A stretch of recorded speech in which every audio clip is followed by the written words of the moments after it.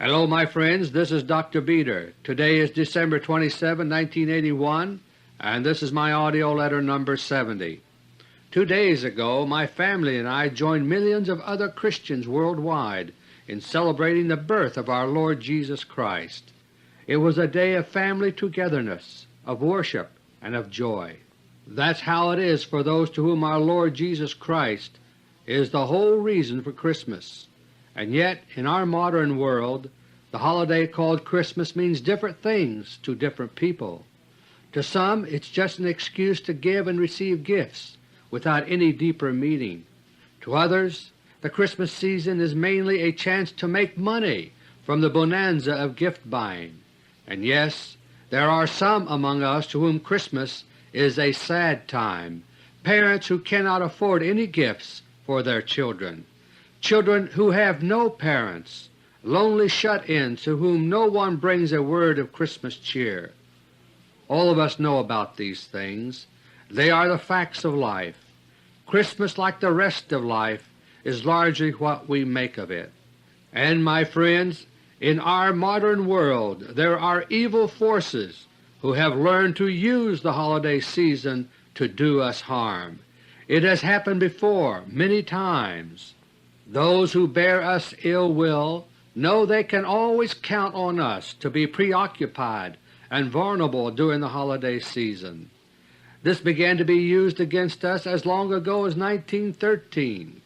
That year the United States Congress ostensibly passed the legislation creating the Federal Reserve System. There was intense opposition to this unconstitutional, privately owned central banking system, but no matter. Those who wanted it simply waited until just before Christmas. Most congressmen had gone home, including most of the opponents to the plan within Congress. The public at large neither knew nor cared about obscure financial legislation at that moment. Everyone was too busy thinking about Santa Claus, parties, and Christmas dinner to come. And so, as its Christmas gift to America in 1913, a small group of men, less than a legal quorum in Congress, slipped through the Federal Reserve Act. Ever since that time the United States economy has suffered continuously from that Christmas-time act of betrayal. In military affairs, too, the Christmas holiday season is always a dangerous time. That is when we are most likely to have our guard down, vulnerable to surprise attack. On December 6, 1941, thousands of American servicemen attended pre-Christmas parties in and around Honolulu, Hawaii. Everything was peaceful and life was good. There were no military alerts and all was calm. After all, it was almost Christmas. But the following morning, Sunday morning, December 7, 1941, more than 2,000 of those servicemen lost their lives. From that day onward the name Pearl Harbor has been seared forever into the mind of every American. Yes, my friends, that's how it's been time after time in the past. And that's how it's been once again during the holiday season of 1981. We are especially vulnerable this time because our usual holiday preoccupation has been compounded by mounting economic worries. During this holiday season, my friends, not one but 3 major crises have been set in motion. All 3 are helping to bring the world one step closer to Nuclear War I. My 3 special topics for this AUDIO letter are: Topic number 1, the Christmas crises for Nuclear War I. Topic number 2, the American Space Shuttle failure number 2. And Topic number 3, a new scandal over America's disappearing gold. Topic number 1. During the holiday season of 1981, from around Thanksgiving until now, 3 major crises have besieged us. First, there were all those stories about the alleged Libyan hitmen bent on assassinating top leaders of the United States government. Second, there was the military crackdown in Poland. And third, as soon as world eyes were riveted on Poland, came Israel's illegal annexation of the Syrian Golan Heights. On the surface, these 3 crises may appear to be unrelated, but they are all closely related, my friends, and they are not what they appear to be. Each is a consequence of the complex secret war plan of the joint military junta of the United States and Israel. Ever since early spring of this year 1981, I've been reporting on this war plan. It's the brainchild of the American Bolsheviks and their Zionist cohorts in Israel. Briefly stated, the plan is to engulf the world in a swirling cauldron of crises so widespread that it will be impossible to prevent nuclear war. The conflicts are intended to gradually escalate until the time is right. Then an American nuclear first strike will be launched against Russia. Nuclear war will break out in such a way that it will appear to be accidental. America's nuclear forces will not realize that they are firing the first shots of nuclear war. Instead, they will be given false information that will trigger all-out retaliation against a non-existent Russian attack. I have given many details about all this in earlier AUDIO letter reports. The prelude to all-out nuclear war is planned to include war in the Middle East. In the joint war plan of the American Bolsheviks and the Israeli military planners, the Middle East war is the responsibility of Israel. In AUDIO letter 68, I called attention to the way in which this is making Israel the eye of a growing hurricane of violence. The storm of crises is continuing to grow outward. Close to Israel, the top priority is to do everything possible to destroy the Camp David peace accords, so-called. That's why the entity known as President Sadat of Egypt was assassinated on October 6. Likewise, the Camp David Accords were the real target in the Golan Heights annexation. I'll come back to that later on. Moving farther out from Israel, the whirlpool of trouble has now engulfed Libya to the west and Poland to the north. Soon we'll see new flare-ups of major trouble to the east of Israel in Iran and to the south of Israel in Saudi Arabia. The first of the three Christmas crises to erupt was the one over Libya. Actually, the first trial balloons about possible Libyan assassination teams were floated in early November. But it was not until around Thanksgiving, the beginning of the holiday season in America, that Libya suddenly became the lead story in American news reports. By early December, we were being told that a group of 3 to 6 hitmen were thought to be in the United States. It was claimed that they were gunning for the President and several other top government officials. We were told that the threat was expected to be greatest up until Christmas, and there was a big display of increased security for possible targets. Up to now, the alleged Libyan assassination threat has not been carried out. But, my friends, that does not mean that the Libyan crisis is over.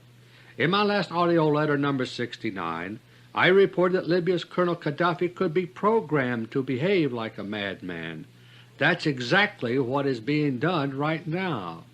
You'll be hearing more about the Libyan crisis in the days to come. When you do, be sure to keep your eye on the ball. Supposedly, Gaddafi wants revenge against the United States. He wants revenge for the 2 Libyan jets which were shot down last August, supposedly by jets from the supercarrier USS Nimitz. My friends, the controlled major media are delivering a clever dose of psychological conditioning to us all. What they seem to be telling us is, watch out for a possible assassination of top American officials. But at the subconscious level they are slipping in other major ideas. One idea is, watch out for a Libyan revenge of some kind for the Nimitz episode of last August. With revenge as the excuse, Libya's Gaddafi can be programmed to do almost anything, and whatever it is, it will be big, and it will help push us closer to nuclear war. As I say these words, Libya has been pushed into the background in most American minds. The Libyan crisis has not run its course, but it has been upstaged by a seemingly greater crisis, the military crackdown in Poland. For 3 years now, the old Bolsheviks from Russia, who now control America's military policies, have been trying to trigger revolution in Poland. They first attempted to do this by subverting the Roman Catholic Church. In AUDIO LETTER No. 37 in August 1978, I gave a warning that there would shortly be turmoil in the Vatican. An attempt was about to be made to turn the Catholic Church strongly anti-Russian in its policies. Barely a month later, the newly elected Pope, John Paul I, died unexpectedly. He had been murdered, as I reported in AUDIO LETTER No. 39. His replacement, who became known as Pope John Paul II, was the first non-Italian Pope in 455 years, and he came from troubled Poland. The Bolsheviks within the Vatican who engineered his election wanted only his potentially anti-Russian image, not the man himself, and so he too was done away with by poisoning and replaced by a double on November 21, 1978. The new actor Pope then began issuing a steady stream of stiff statements against alleged Russian repression of Poland. In January 1979, I reported that the plan of the American Bolsheviks to use their power in the Vatican was moving fast. That month in AUDIO LETTER No. 42, I gave the details of the Bolshevik plan to set off what would be known as the Pope's Revolution in Poland. The key to that plan was to be a visit by the actor Pope to Poland the following May. The highly emotional 900th anniversary of St. Stanislaus' martyrdom was to be used as the perfect occasion to set off revolution. The Russian and Polish authorities were able to head off the Pope's revolution plan almost at the last minute. Russian intelligence was able to replace the Bolshevik actor Pope with their own double. Immediately the Vatican agreed to a 1-month postponement in the papal trip. That eliminated the emotionally charged atmosphere of the original date, and the trip went off without a hitch. Having had their Vatican intrigues foiled for the moment, the Bolshevik planners here in America started down a different route. Their agents within Poland started agitation for an independent labor union to be known as Solidarity. In the old days, when the Bolsheviks themselves controlled both Russia and Poland, an independent labor union would have been unthinkable. But things have changed and are still changing in Russia and in Poland. Solidarity was granted a charter by the Polish government in August 1980. The Bolsheviks here in America had hoped that the demand for a Union charter would in itself lead to confrontation with the Polish government. When that did not happen, Solidarity then began a relentless drive of demands, strikes, and more demands without let-up. Well over a year ago I gave a warning that Solidarity had only one purpose, and that purpose, contrary to claims, was not to serve the Solidarity rank and file, but to use them. Solidarity was created for the purpose of making conditions steadily worse in Poland until an unavoidable confrontation was created with the government. This month it finally happened. On December 12, the Solidarity Ruling Council called for a nationwide referendum by January 15. It was to decide in effect whether the present government of Poland would be allowed to continue at all, and the head of Solidarity, Lech Walesa, was quoted as saying, "I now favor confrontation with the government." Unquote. In effect, Solidarity had dared the government to either clamp down or cease to exist. Barely 24 hours later, martial law was declared in Poland. Here in the United States, news reports and official statements are making the Polish situation look as bad as possible, even though it's actually easing right now. In important ways, my friends, the present situation in Poland reminds me of what happened in Lebanon back in 1958. As you may recall, there was a flare-up of trouble at that time which appeared to threaten the pro-Western government there. President Eisenhower ended up sending in the United States Marines at the height of the crisis. The 1958 Lebanon crisis was big news here in America.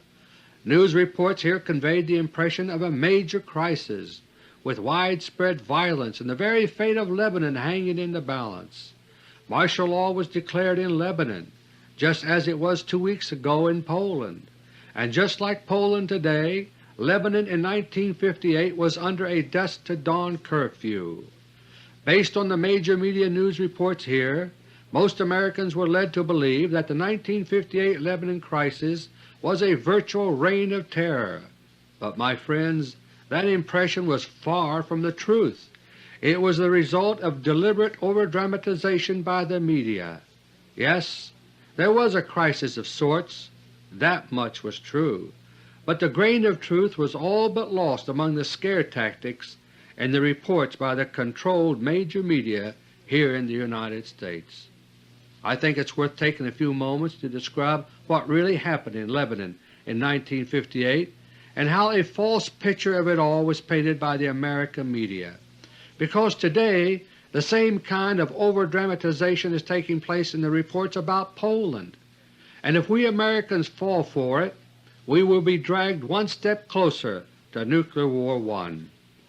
My own involvement in the 1958 Lebanon crisis began shortly before any fighting had broken out. I was in private legal practice here in Washington at the time, but I had become involved in intelligence work many years before. From time to time I was called upon to undertake intelligence activities, making use of my civilian status as a cover. The Lebanon crisis was one of those times. I was contacted by an operative of the CIA and told that an imminent crisis was brewing in Lebanon. I was given a briefing on the situation to the extent that the operative had been able to piece it together. There were indications that a full-fledged civil war was a possibility. The United States government wanted to prevent that, partly because of the very major investments in Lebanon by American business and banking interests. The operative had approached me because I knew Lebanon. I had been there before. My mission was to go there and find some way to defuse the crisis. By the time I arrived there, tensions were building between the two opposing Lebanese factions. The basic disagreement between them had to do with Egypt's then-President Nasser. Nasser wanted the Arab world to unify and throw off all vestiges of Western colonialism. To do that, he had turned east for help, to Russia. Nasser's appeals to his Arab brothers were very powerful. In Lebanon this led to conflict between a pro-Nasser faction and an anti-Nasser group who preferred the status quo. It was a conflict between minorities. Most of the people of Lebanon were not actively involved on either side. Even so, it did carry the seeds of real trouble if allowed to get out of hand. The conflict consisted mostly of kidnappings, both real and rumored, sabotaging of roads with oil and nails, and threats and counter-threats arising out of old family feuds. There were also a few scattered snipers and some rumors of torture, but those were never proven to have taken place. No pitched battles took place. The real problem was a growing atmosphere of fear and distrust. Lebanon has never maintained a standing army of any significance. For that reason Lebanon's then-President Chamoun appealed to the United States for help in keeping order in Lebanon. President Eisenhower responded by sending in the Marines. Since I was already in Lebanon by then, I went down to the beach to watch the landing. The landing by the Marines was totally without opposition and entirely peaceful. In fact, as Marines waded ashore, they were greeted on the beach by young peddlers hawking Coca-Cola. But for the public consumption back home here in America, scenes like that were edited out from television and photographic news coverage. Instead, the situation was dramatized. United States news agency photographers and TV crews got groups of Marines to pose in dramatic, menacing gestures. They pointed their guns at imaginary enemies and in some cases even fired them to please the media crews. Civilians stood around on the beach watching it all after being shooed away from camera range. Some took out cameras to take snapshots of the goings-on, but were brusquely told that their cameras would be confiscated if they took any pictures. I was staying at the AUB Club, and one evening after that I was having dinner. As I was enjoying my kibbe, I became aware of an unusual conversation between two men at the next table. One was a reporter for the Associated Press. The other was his editor, that is, his boss. The reporter had written a story about the situation in Lebanon, and the AP editor was telling him how he wanted it changed. He went through it line by line from start to finish. As I eavesdropped, I could tell that the reporter's original story had been accurate and truthful. For example, he reported that the only menace which the Marines had encountered so far was diarrhea, until they learned not to drink the water. He also described how the Marines were spending a lot of their time on the beach, sunbathing, reading novels, and eyeing the beautiful girls in bikinis. And my friends, that's how it really was. I saw it for myself. But the editor was not happy with that truthful news story. Instead, he was instructing the reporter on how to rewrite it to give a different version by using dramatic words. He struck out words, he deleted sentences, he changed words, inserted phrases, rewrote paragraphs. By the time he was finished, the editor had twisted the reporter's story into one that painted a picture of violence, torture, and a warlike atmosphere that did not exist. Having seen and heard these media distortions in progress, I went on about my business. In the end, the Lebanon crisis was resolved very simply by dollar diplomacy. By dispersing $15 million among the leaders of the so-called warring factions, the United States government snuffed out the conflict. As one factional leader told me after the settlement agreement had been reached, quote, "For another $15 million I would start another war." Unquote. When I got back home from Lebanon, I was astonished to learn that my relatives and friends had been worried sick about me. They didn't know the details of my trip, but they knew I had gone to Lebanon for some reason, and they had feared for my life. When I read the newspaper clippings which they had saved for me, I could see why. The media had indeed painted a totally false picture of the Lebanon situation. The American major media had deliberately distorted their reports, even telling outright lies in order to overdramatize. My friends, the same thing is going on right now in the reports here in America on the Polish situation. The controlled major media, working hand-in-glove with our Bolshevik government, are seizing like vultures on every scrap of negative news, every ugly rumor that they can dredge up, every unconfirmed statement, speculation, and outright lies by the Bolsheviks here. All this in order to create the impression here in America of an extreme crisis and inhumane oppression in Poland. The American Bolsheviks are trying to goad Russia into invading Poland. Meanwhile, they are so frustrated that they are trying to convince us that we ought to consider martial law as the same thing as a Russian invasion. Can you imagine? Tough talk by the Reagan entity is making matters worse and scaring non-Bolshevik government officials here in Washington. And night after night on the news we hear a drumbeat of Poland, Russia, Poland, Russia, Poland, Russia. We're being brainwashed for war, my friends, and as in all brainwashing, facts do not matter.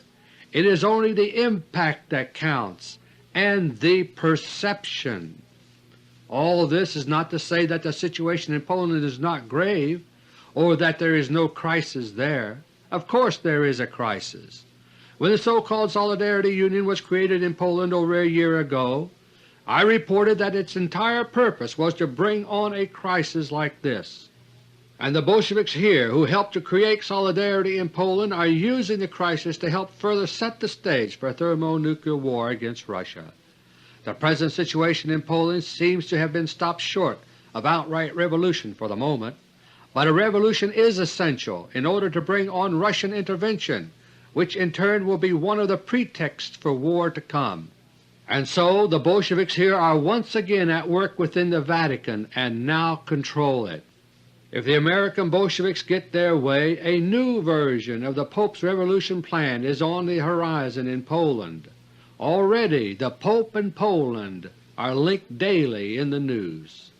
The news of martial law in Poland reached the West early Sunday, December 13. The very next day the Begin government in Israel launched the third Christmas crisis. On that day the Israeli government announced its surprise decision to annex the Golan Heights. The Golan Heights lie along the northeast corner of Israel's border with Syria and are Syrian territory. They have been occupied by Israeli troops ever since the 1967 war, and more recently by Israeli civilian settlements. But under every rule of international law the Golan Heights area belongs to Syria. As always, the Begin government defended its actions in arrogantly self-righteous terms as it made a mockery of the rule of law. Worldwide the reaction was universal condemnation of Israel, and within Israel itself there was also bitter criticism. Then on December 18, the United States announced that it was suspending indefinitely quote-unquote, the allegedly new Strategic Cooperation Agreement with Israel. In response, Israel canceled altogether the new agreement with America. By mutual agreement behind closed doors, the United States and Israel are striking an arm's-length pose in public. This is to free Israel's hands to act without restraint later on. Earlier this week, former Israeli Prime Minister Rabin summed it up with the words, quote, "Annexing the Golan Heights is the beginning of the end of Camp David." Unquote. Rabin resigned as Prime Minister on April 7, 1977 because he wanted no part of the war plans then being developed. The joint war plan of the American Bolsheviks and the Zionists in Israel is still on track, my friends. They are shooting for Middle East war to break out before the end of summer 1982. From there, step by step, they plan to make the conflict escalate, with other crises continuing to multiply worldwide. It may take many more months after that, but they are confident that they will reach their final goal, thermonuclear war by the United States against Russia. That, my friends, is what the Christmas crises of this holiday season are really all about. Topic number 2. When I recorded AUDIO LETTER 69 early last month on November 8, America was waiting for the second Space Shuttle mission to be launched. NASA was telling the public that a mission of 5.5 days was planned, but I reported that the real plan was for an abbreviated flight. One possibility still being considered was the aborted takeoff plan, which I had first revealed 5 months earlier in AUDIO LETTER 65.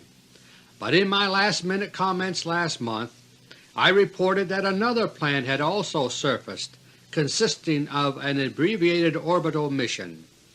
4 days later, just after 10 a.m. November 12, the second Space Shuttle launch took place from Cape Canaveral, Florida, and that afternoon, just 7 hours after launch, it was announced that the flight was going to be cut short. The secret plan for an abbreviated mission was underway. As an excuse, NASA pretended that a faulty fuel cell was responsible. My friends, the abbreviated Space Shuttle mission of last month was the legacy of the total disaster which engulfed the first shuttle flight last April. Last April and again last month, we saw and heard no part of the real shuttle flight except the Florida takeoff. The Shuttle Columbia disaster last April was so crushing, and the NASA cover-up so elaborate, that I devoted my entire AUDIO LETTER 64 to that topic. The same theatrical techniques that were used to fool the public last April were used again last month, so I'll not go into all of that again. But I do want you to know what the military shuttle team tried to do last month and how it turned out. Last April we watched the Shuttle Columbia take off from Florida, but it was a different shuttle called the Enterprise which landed in California. The Enterprise had been relabeled Columbia for purposes of deception. The Enterprise was a very special shuttle, unlike the Columbia or the 3 other shuttles which secretly exist. The Enterprise was a training shuttle with its cargo bay filled with rocket fuel tanks. Launched from the top of an airborne 747, the Enterprise was able to make short suborbital flights into space, but due to its fuel tanks it could carry no payload in its cargo bay. In the wake of the secret Space Shuttle disaster last April, the military shuttle planners sent the Enterprise to Florida, as I detailed in AUDIO LETTER 65. Originally they were simply trying to buy time, but time is going by fast because the American Bolsheviks are on an accelerated timetable to bring on war. Arguments broke out among the military shuttle planners over the original plan to throw away a launch just to keep up appearances. A scheme was finally cooked up to use the Enterprise itself last month for a military mission. In AUDIO LETTER 69 I reported that a pretended computer problem would be an important factor in the deliberately shortened second shuttle flight. Sure enough, the evening before the launch there was a sudden flurry of activity at Cape Canaveral. Supposedly a data processing module aboard the shuttle, that is, part of its computer system, was misbehaving. We were told that a replacement was flown in, and we saw workmen rushing to install something aboard the shuttle. It was all going on literally at the last minute, just before the large external tanks started being loaded with rocket fuel. My friends, the last-minute rush at Pad 39A that evening of November 11 was not to load a computer module as we were told. Instead, special photo reconnaissance equipment was installed in the rear deck of the crew compartment. It was arranged to look out of the two overhead windows. The Enterprise was unable to carry a spy satellite in its cargo bay, as I mentioned earlier, so instead the Enterprise itself was turned into a spy satellite. The makeshift spy apparatus installed in the crew compartment rear deck was not as good as that of a regular spy satellite, but the military planners here are desperate. It will soon be 4 years since Russia finished destroying all of America's spy satellites with her fleet of killer satellites. The military shuttle team were hoping to use surprise last month in order to get at least a little bit of reconnaissance over Russia. It was hoped that the Russians would consider the Enterprise to be no threat, since it could not carry anything in its cargo bay. NASA also did everything it could to convince the Russians that a non-threatening orbit would be used last month. Finally, the launch time was shifted by about 2.5 hours on the morning of November 12. That was intended to make it hard for any Russian Cosmos interceptors to readjust their orbits to attack the Enterprise. This last item, my friends, reflects a deadly intelligence error being made by the United States military shuttle planning team. They know about Russia's orbital Cosmos interceptors, the killer satellites. They also know about the first-generation Cosmospheres, Russia's levitating weapons platforms. Both were first deployed about 4 years ago. The American planners know that the Space Shuttle can outrun the first-generation Cosmospheres. Therefore, they believe that the orbiting Cosmos interceptors are the main threat to the shuttle. What they do not know so far is that Russia now has a small fleet of semi-experimental second-generation Cosmospheres. Last April there were 7 in operation. Now there are at least 8. These new Cosmospheres, called Super Heavies or Jumbos, can outrun and outlift our Space Shuttle. The Russians gave NASA a very spectacular hint about their existence last April, as I detailed in AUDIO LETTER 64.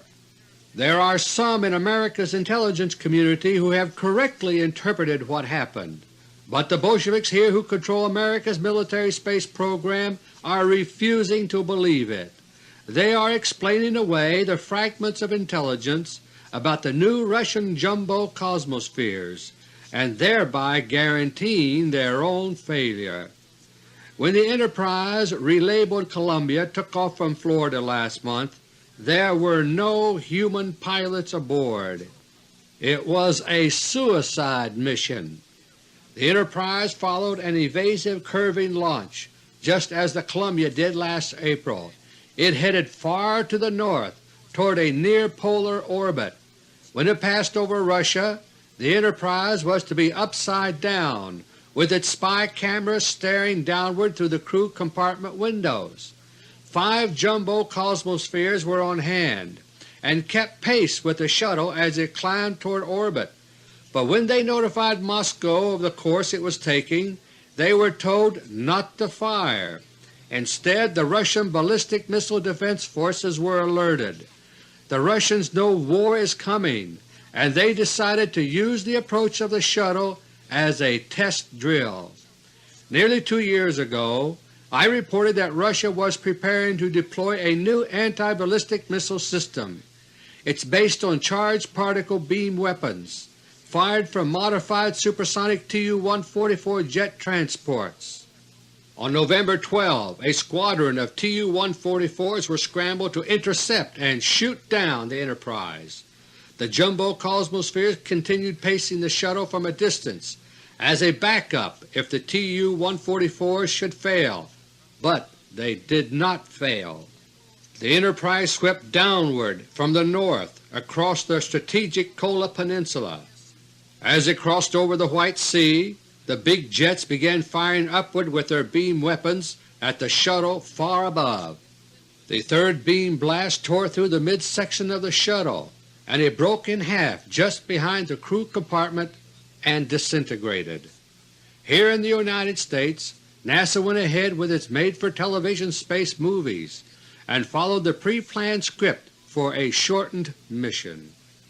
They knew within an hour after launch that the Enterprise had been destroyed.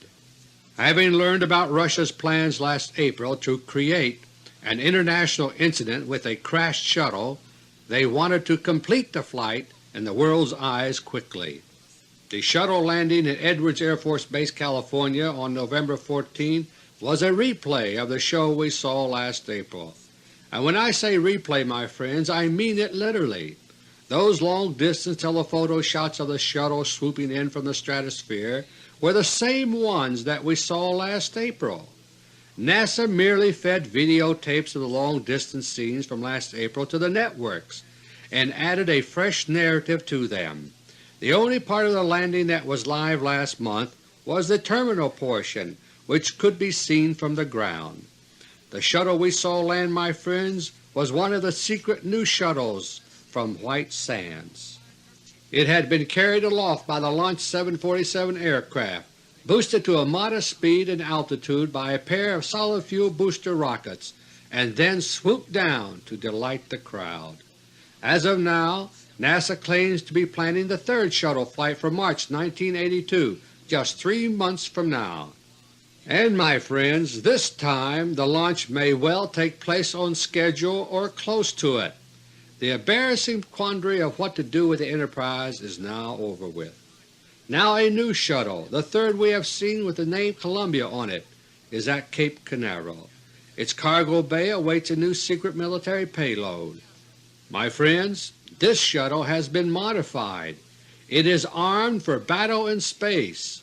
But the Bolshevik military planners here refuse to understand what they are really up against. And so at Cape Canaveral another tragedy is now in the making. Topic number 3. For 8 years now the powers that be here in America have kept a blackout on the covered-up Fort Knox gold scandal in our allegedly free press. But outside the United States there is a new upsurge of journalistic interest in what has happened to our gold.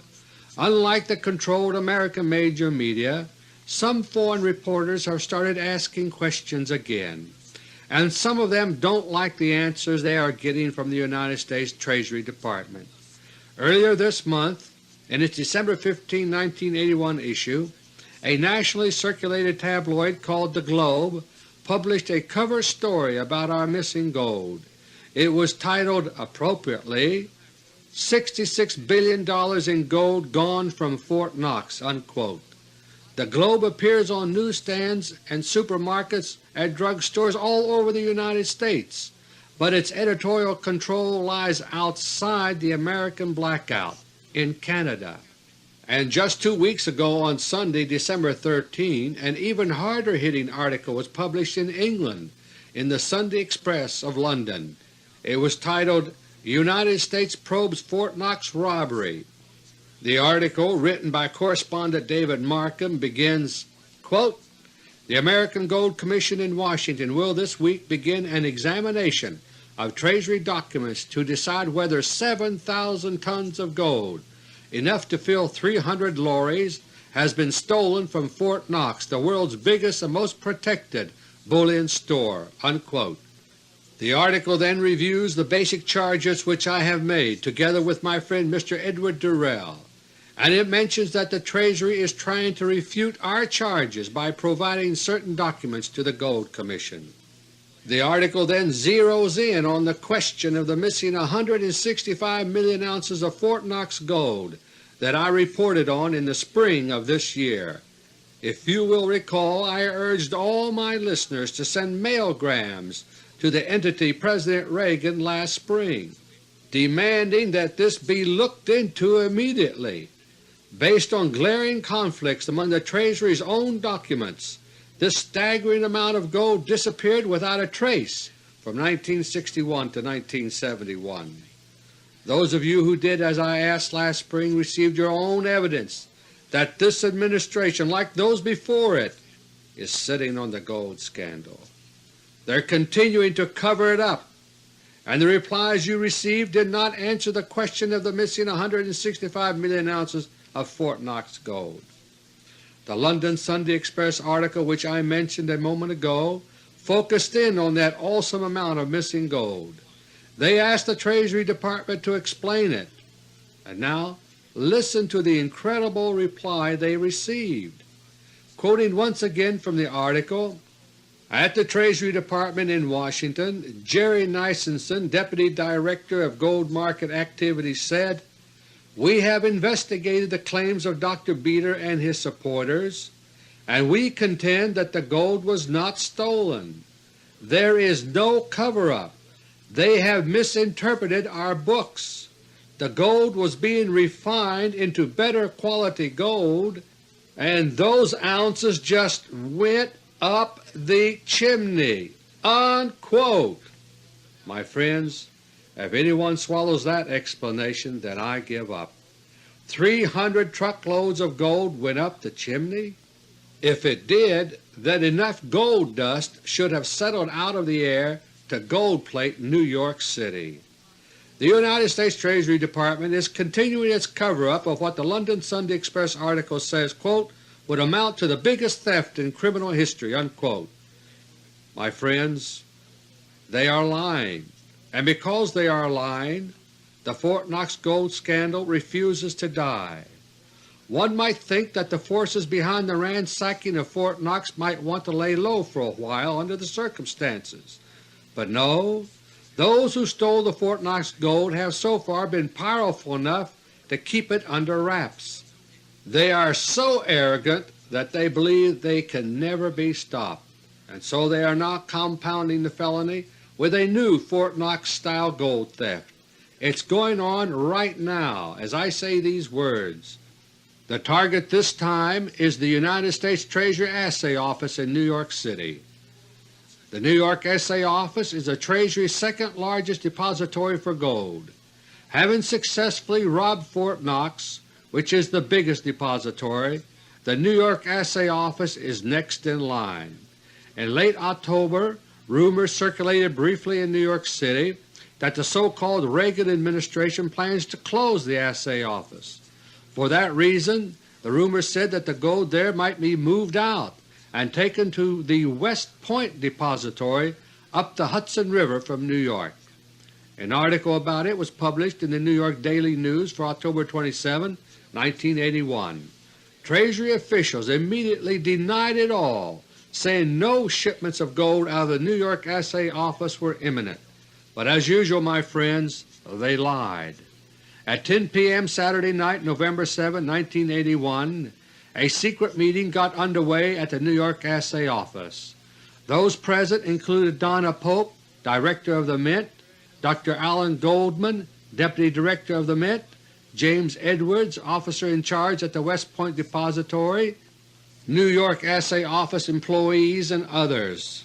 The entire group remained at the Assay Office overnight. Then at 5 a.m. the following Sunday morning, November 8th, they departed. They were accompanying the first secret shipment of gold out of the New York Assay Office, reportedly bound for the West Point Depository. The shipment consisted of 4 truckloads totaling 2.18 million ounces. Shipments have been continuing like this ever since. Every shipment leaves in the dead of night in elaborate secrecy. Everyone at the Assay Office who knows about the shipments has been sworn to secrecy about them. Meanwhile the gold stock there is being depleted rapidly, 4 tractor-trailer loads at a time. I can report that shipments of 4 truckloads each left the New York Assay Office on December 10 and December 11. The combined total amounted to 144 skids with 80 bars each, or over 11,500 bars totaling over 4.5 million ounces. Additional shipments of 4 truckloads each were scheduled for December 17 and 20, according to my latest information. There is a mad rush to complete all shipments before the end of the year. New York Assay Office employees who see all this going on are being given the excuse that this is being done for security reasons, quote unquote. But that, my friends, is ridiculous. In spite of the security problems at the Assay Office, which I have discussed in the past, security at West Point is vastly inferior. The West Point Depository was never designed for gold bullion safekeeping. It's mainly for the storage of pennies. It's not designed as a fortress like the New York Assay Office. There's no high-security gold vault at West Point. There are no iron gates, no bars, no military guards, and unlike the New York Assay Office, which is situated in Lower Manhattan, the West Point Depository is isolated, totally isolated. Anything could go on there and no one would know. The point is this, my friends. The gold is supposedly being moved secretly to a location without adequate storage facilities and with very low security. In other words, it's being made easy to steal. And, my friends, I have already received preliminary reports that some of this gold has already begun going to places other than the West Point Depository. Meanwhile, day by day the economic news becomes more gloomy. America's economy, once the strongest in the world, is coming apart at the seams. The United States dollar, once as good as gold, is shriveling before our very eyes. In pretended response, our leaders are giving us nothing but theories, rhetoric, political grandstanding, and hypocrisy. They continue to paper over and cover up the root causes of our economic woes. Up to now, the so-called Reagan administration has been guilty mainly of hiding the past thefts of America's gold, but now they are compounding their guilt. A major new gold theft scandal is brewing at the New York Assay Office. The entity known as Ronald Reagan pretends to be upset over alleged mistreatment of the Polish people, and yet he is mistreating his own people in many ways. Now it's time for my last-minute summary. My friends, the Christmas crises involving Libya, Poland, and the Israeli annexation of Syria's Golan Heights have nudged us one step closer to Nuclear War I. War preparations continue apace, involving the Space Shuttle and many other secret developments. Events are speeding up. Under the circumstances, I have some comments to make about the future of my AUDIO LETTER Intelligence Report series. As you know, I initiated my AUDIO LETTER as a monthly report on cassette tape 6.5 years ago in June 1975. Almost 2 years ago, in February 1980, my tape reports were interrupted by a near-fatal heart attack. By the grace of God, I recovered enough to resume my AUDIO LETTER reports 4 months later in June 1980. Since that time my health has continued to improve, and today I feel that it is essentially back to normal. And yet You have probably noticed that these days I am no longer recording the audio letter on a truly monthly basis. This is not because I am physically unable to do it. Instead, it's because the events taking place behind closed doors have repeatedly been delayed in coming to fruition. Rather than give you a partial report, I have waited to give you the full story. But now, as we draw closer and closer to war, events are speeding up. Some of you have asked me to release reports more often. Many of you have also indicated your interest in receiving some type of printed reports. And I cannot ignore the fact that due to the current recession, more and more people who are interested feel that they can no longer afford a cassette tape. At the same time, we too are being squeezed by ever-increasing costs in this stagflation era. I have given considerable thought to how to meet these emerging needs, and I believe the time has come for a new phase in my AUDIO LETTER Intelligence Report program. In this new phase, my cassette tape reports will continue on a less frequent basis, and they will be joined by a completely new printed newsletter which will be more frequent and less expensive. To be more specific, here's what I propose to do. First, my basic audio letter cassette tape reports will continue, but on a less frequent basis. My present plan is to record AUDIO LETTER 71 next month, January 1982, and then quarterly after that is, every 3 months. When I record each audio letter tape, I will try to concentrate on broad perspectives and major basic new intelligence. Second, for the first time ever, I now hope to inaugurate a brief printed newsletter soon to be known as the AUDIO LETTER Update. My hope is to issue the printed update report every 2 weeks, except when I record a tape, and 2 holidays per year. That is, there will be 20 printed update issues per year. My printed update newsletter will be exactly what the name implies, a fast update on fast-breaking events behind closed doors. Most of the basic background you need in order to understand coming events has already been presented in my 70 audio letter tapes, plus several audio book tapes. With events now speeding up, my printed update newsletter will refer you back to this information which is already available, and on that basis it will bring you up to date on the latest developments. Subscription prices for the new printed update newsletter will come to less than $10 for 3 months at this time in the United States and Canada. There will also be greatly reduced prices for multiple copies of any issue. Many of you have told me that you want this so that you can help spread the truth to others more quickly. You will be able to subscribe in any one of 3 ways. You can subscribe to my audio letter tape alone if you wish, receiving it quarterly after number 71. Or you may subscribe to the reduced cost printed update newsletter only, receiving it every 2 weeks with 6 exceptions throughout the year. Or you may subscribe to both, which I recommend if you can afford it. Incidentally, the combined price of both subscriptions, tape plus printed update newsletter, will be about the same as the tape alone in the past. For those who have paid up subscriptions to my audio letter beyond number 71, naturally we will make equitable arrangements to accommodate you. My friends, our business office will be in touch with you about the details concerning your subscription after I record AUDIO LETTER 71 next month. But for now, I wanted you to know my thinking and give you a chance to respond. After a great deal of thought and consultation with my associates, I believe that this new step may be necessary. In this way I believe I can serve your needs as you have expressed them to me. Also, I believe this is a way to help you to keep up with the increasing pace of life and death events. Let me hear any thoughts you may have about this new plan right away, by card or letter. I want to know your reactions before I announce my final decision about it next month in AUDIO LETTER 71.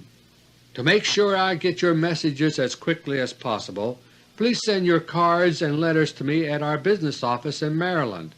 The address is Post Office Box 276, Savage, S-A-V-A-G-E, Maryland, zip 20763.